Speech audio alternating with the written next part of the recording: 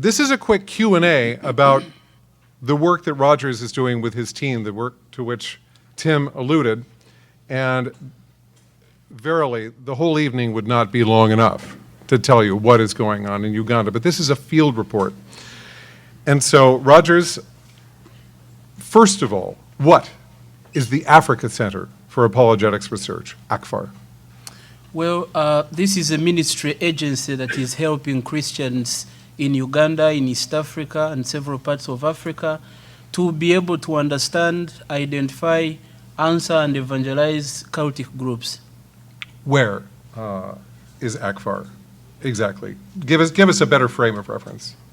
Well, ACFAR is in Kampala's capital city, rather in Uganda's capital city called Kampala, which is in East Africa region, by the way. Great Lakes region. Mm-hmm. Mm-hmm. And how would you compare Uganda to, let's say, another place? Uganda is a very small country, let's say maybe about the size of Oregon, although interestingly, it is very highly populated if you compare it with Oregon that has about 4 million people. Uganda has 37 million people. And how would you compare, let's say, Uganda with the United States in terms of the population, in terms of the demographic makeup? Uganda is also one of the probably youngest countries on the continent. For instance, about half of the population is under the age of 15, while in the US, I think it's about a fifth that is below the age of 15. So this has implications, of course, and you'll be talking about that in just a moment. Why are you and your team and so many others devoting your service to Christ through ACFAR? It's easy to share statistics, but I want you please to open your heart with us. What is motivating you to do this pioneering work, which really nobody has done till now? I think you've already touched it. One of the things that move us every time we wake up, one of the things that cause us to work tirelessly is because the ministry is meeting a need that virtually almost no one else is meeting. And that's the need of helping the church to be able to stand firm for the faith, to defend it, and to help Christians develop biblical discernment in the face of great spiritual confusion that surrounds us. The church in Uganda is a very, very weak church. It is always common to hear people say that Uganda is one of the most Christianized countries. Currently, it is rated at 85.4% Christian. But when you look at that percentage, it actually involves all sorts of different groups that claim to be Christian. You have Jehovah's Witnesses, you have Mormons, and several other groups that all come under that percentage. But if you were to look at really true biblical believers, it might not even come to 10%. And what that means is that you have a big crowd of converts who have been sacramentized but really not discipled. And such people lack biblical discernment, such people lack even basic Bible knowledge, and what that means is that they are very vulnerable to any counterfeit or falsehood that might come their way. What about pastors? Well, that's another challenge. We have so many churches, you could count a church almost after every 500 meters. And all these churches have pastors, most of whom lack basic Bible knowledge, have never been theologically trained. They just, I would call it, try and error with the scriptures. Yet these pastors are very highly revered because people think that they have had some better education than them, so they look to them as the source of truth, the fountain of truth. So whatever a pastor teaches has the possibility of either leading people to the right way, and that will be hundreds, or leading people into error, and that will be hundreds as well. So does this give some people, does this give many people a pretext for abuse? Oh yes, oh yes. There is lots of abuses in the church. You must understand that Uganda is not just a country that is Christian, but it's also a country that has grappled with so many problems like poverty, like war, like tribalism, and several other issues. And so people are going through lots of challenges, and anybody who seems to have a solution, a quick fix for them, they will very much rush to that person. So today we have so many pastors that claim to perform miracles and wonders. They give false hopes. We have the prosperity gospel. And so many people who come in looking for answers come to these self-styled pastors who exploit them financially, exploit them spiritually, economically, and unfortunately some, especially women and girls, have been sexually exploited. You told a story about, and you gave me an example today about how the scriptures are twisted by these people, and maybe you would share with them. Oh yeah, and this is a true story. One time I go for a lunch hour fellowship. Are those common? Yes, they are very common. Again, you must understand that Uganda, as they say, is very religious. Almost every day, different churches are open. There are people praying in different places, lots of services going on from Monday to Monday. That's kind of like the culture of the day. So I come into this lunch hour one afternoon, and this pastor stands up and reads the famous John 3:16. For God so loved the world that he gave his only begotten Son. Whoever believes in him should not perish, but have everlasting life. Only on this occasion, he read just a bit of the verse. For God so loved the world that he gave his only. And then he asked the congregation, do you know how God demonstrated his love for the world? By giving his only. How many of you love the Lord? All the hands were up in the air. So how do you demonstrate your love for the Lord? You give your only. And so he calls the ushers to bring in the baskets, and people began giving their only. Now, if you can imagine, how much is only? Is it just 1,000 only? Is it just your laptop only? Is it just your plot of land only? You can imagine how many people were exploited that day in the name of bringing their only. And yet, John 3:16 has nothing to do with giving. So that's a case of scripture twisting and eventually exploiting the gullible followers. But people didn't walk out. People didn't hold on to their money. They gave. Oh no, they gave. Some even were writing on sheets of paper, meaning they are pledging to bring more than they had in their pockets at the time. Rodgers, we've discussed some threats in Uganda, so 5 main spiritual threats that Christians face at this time. Well, first we have what we would call foreign cults, religious groups that have come from outside of the country. We have famous ones like the Mormons, the Jehovah's Witnesses, but we also have several foreign groups that probably are not known to you.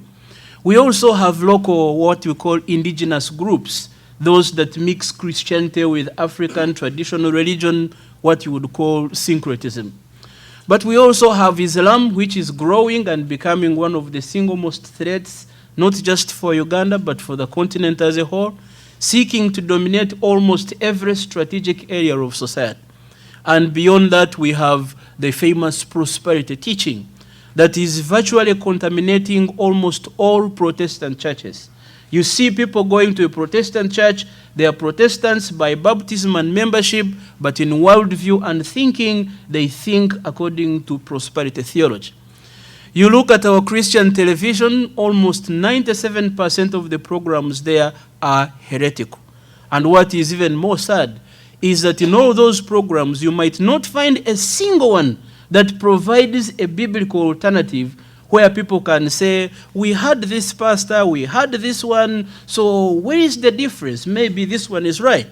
When you have people who are exposed to falsehood all through, eventually they can't even discern because the only truth they know is the falsehood they are being exposed to. So how is ACFAR responding to these needs and to these threats? What difference is it making in people's lives? ACFAR, by the grace of God, is responding in so many ways. Like you had a team tell you, there is lots of things that are going on in our lives. but I will just highlight a few things, maybe 3 of them.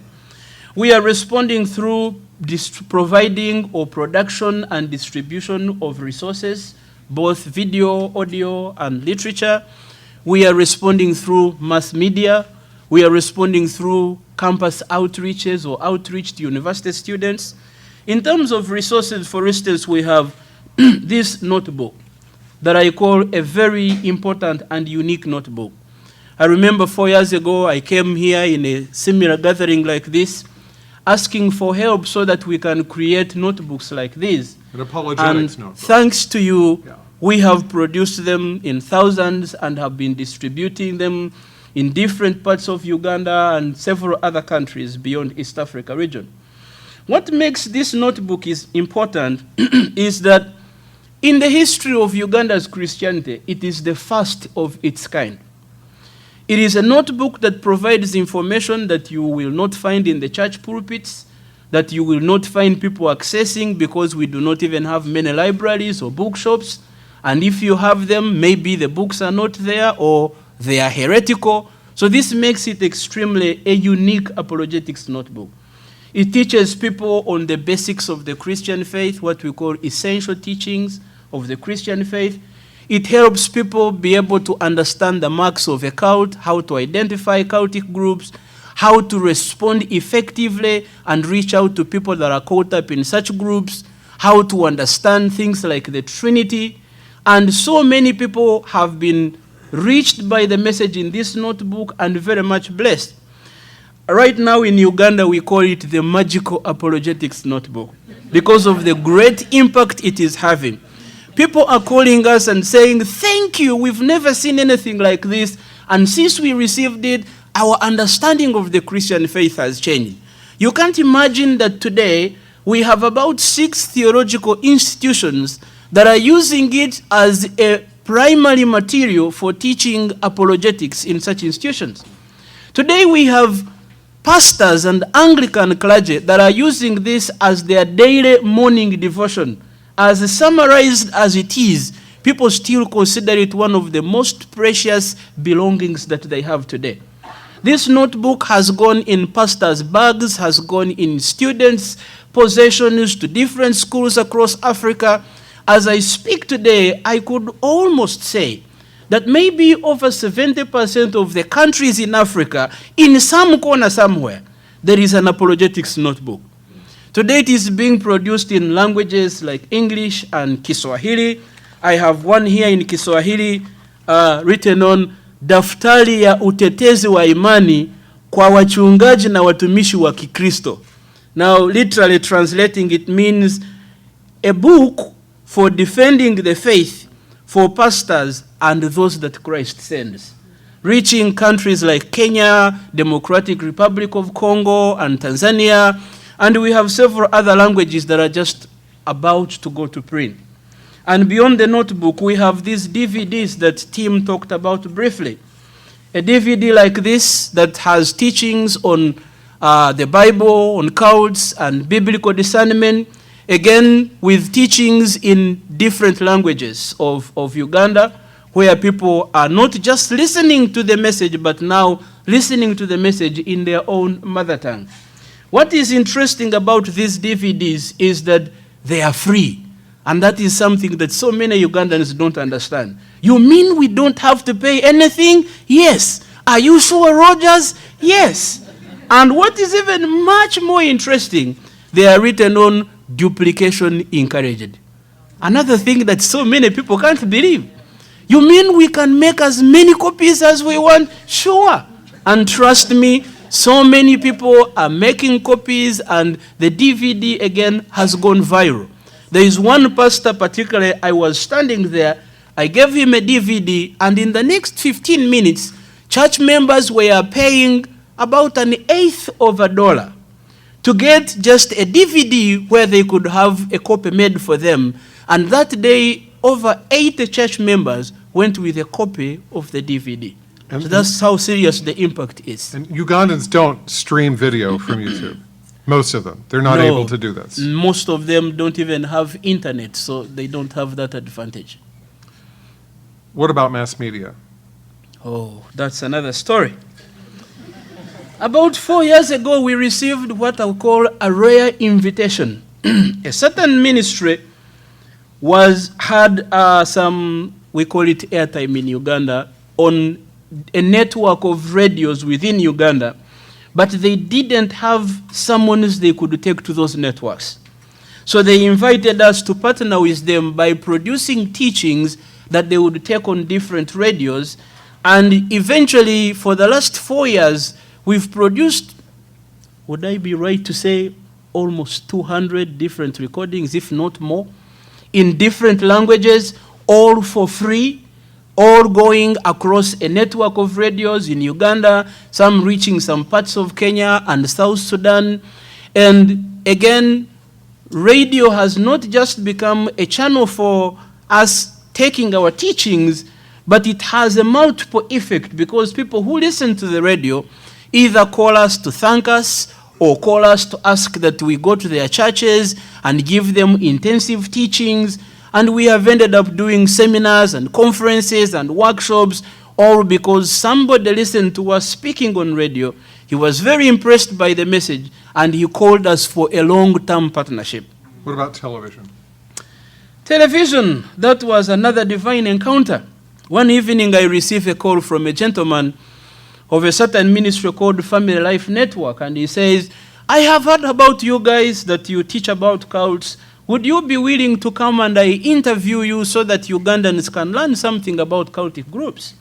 So I accept the invitation. I go on the national television, and the first teaching we had also, I should say, had a multiple effect. The viewers who watched the program were not only impressed, but were wondering, why did it take you long to bring these teachings? This is what we've been looking for. And eventually they appealed to this ministry to continue giving us an opportunity on air, and we ended up doing more teachings, and these teachings are rebroadcast time and again. So you have like twice a week when these programs come on, and whenever that program is on, you can be sure after the program you will receive about 50 calls of people saying thank you, or asking questions about the subject you dealt with, or asking how you can partner with them to continue teaching as many people as possible in different parts of the country. Tell us, just give us an example of these calls. I could give you 2 examples of these calls. And these examples are all special, and this is why. One of them comes from a prominent pastor in Kampala who is famously known for teaching heretically, I should say. Another call comes from a prominent Anglican bishop, a revivalist, very evangelical, one known to speak the truth without fear or favor. And when I received his call, at first I didn't believe it, because why would a Ugandan Anglican bishop be calling a nobody like Rodgers? I will tell you. So the first one comes from this pastor, who calls me one evening and is very excited. And he said, thank you so much for this program. My wife and I were watching you on program, and we couldn't help but just call you as soon as you came out of the program, because this is what we always wanted to hear. So he passes the phone over to the wife, who couldn't wait. And the wife is telling me, oh, thank you. We have really longed to hear such teachings for a long time, but we had never heard them from anywhere. And it's like there's a fight on the phone. The husband grabs the phone back from her before she finishes. And he says, you see, let me tell you why what you have done is very important for us. So many pastors in Kampala City don't like me because they say I teach wrong things, or I claim to perform miracles and wonders. And so they've condemned me on radio, in public, and that's why I cannot even have the grace to speak to them. But for you, I speak to you, number one, because you have taught things I very much needed to hear. Number two, I admit that in the things you have addressed, I have been wrong in some of my preachings, and I realize an urgent need for me to go for studies. And he's asking me, might you know a place where I could go and study the Bible so that I can come and be an effective preacher?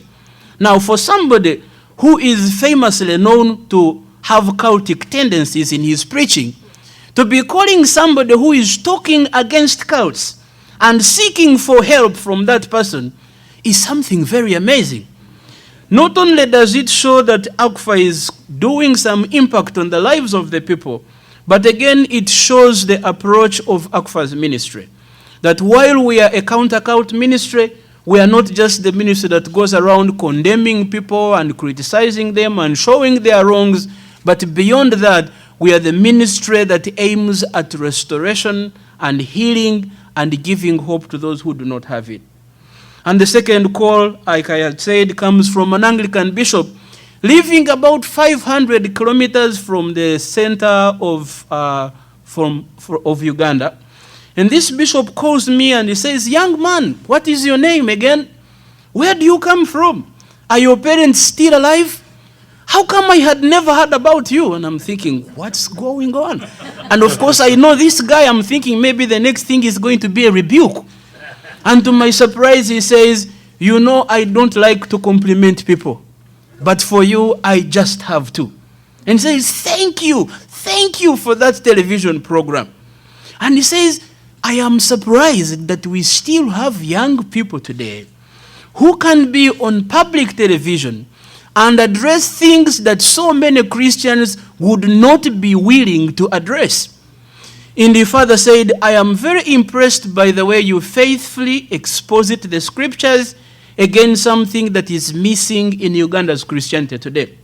And he said, "If your ministry would be willing to come to my diocese, which is about 500 kilometers from where I live, and you visit the different schools within my diocese, I would be willing to send my driver to personally pick you from where you live, bring you, move you from schools to school until you are through, and drive you back to Kampala."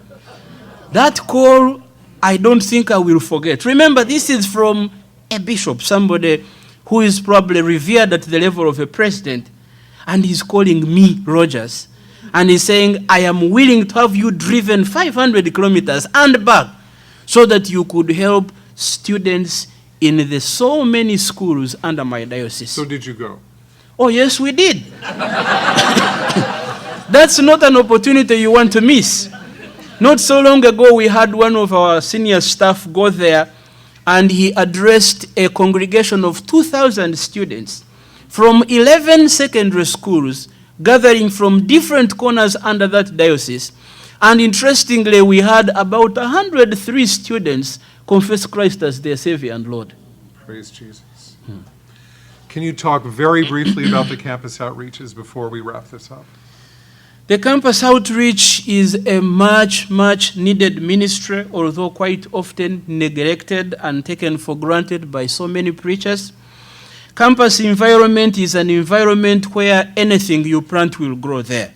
You have young people, very passionate, very zealous, but in most cases lacking in knowledge. So we have so many opportunistic cultic groups coming on these university campuses, especially targeting the people coming in for first year, young students from the village who have just come into the big city and are looking for identity and a place to call home. So most of these cultic groups will come in and grab them before they have a moment to think. So we, in response to that thread, designed a program that we call Test Before You Trust. We find it from Paul's command in 1 Thessalonians 5:21, where he says that, "Test everything, hold fast to that which is good, and abstain from every appearance of evil." So our goal is to go into these university campuses, talk to the different students, help them understand what the Christian life is about, to know what they believe and why they believe what they believe and how they can effectively communicate this. We give them literature, tracts, and pamphlets on different religious groups to help them develop discernment and be able to tell the difference between truth and counterfeits that usually almost look alike but really are not. We have what we call Apologetics Clubs, where we gather these young people and talk about different topics of importance, especially those that are being distorted by different preachers. And through this, we have been able to see many young people discipled, many young people develop discernment, and we are again receiving lots of feedback from different students who have been helped through this project. Final words. What do you want them to take home at the end of this? What do you want them to need? What is happening next? Well, maybe to make a special request, that they pray for us like they have never done before. Like the way Tim was telling you, sometimes I am almost wishing that I wish we were omnipresent, so that we could be everywhere at all times. But again, I know this is not possible. The need is more than we can ever supply.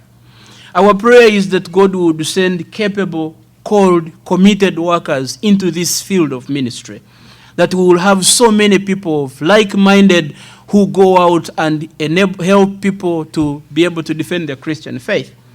Would you please pray that God would provide resources that match the overwhelming need, so that we are able to reach many more people that desperately need these resources, need these teachings? And would you also pray for our families? This kind of ministry takes us away from our homes time and again. I remember some time back I was away on a mission. I came back and my wife told me that my girls had come to her and said, maybe you should look for us another daddy, because our daddy is always going away and we don't know what to do. So you can imagine what must have going on within their hearts.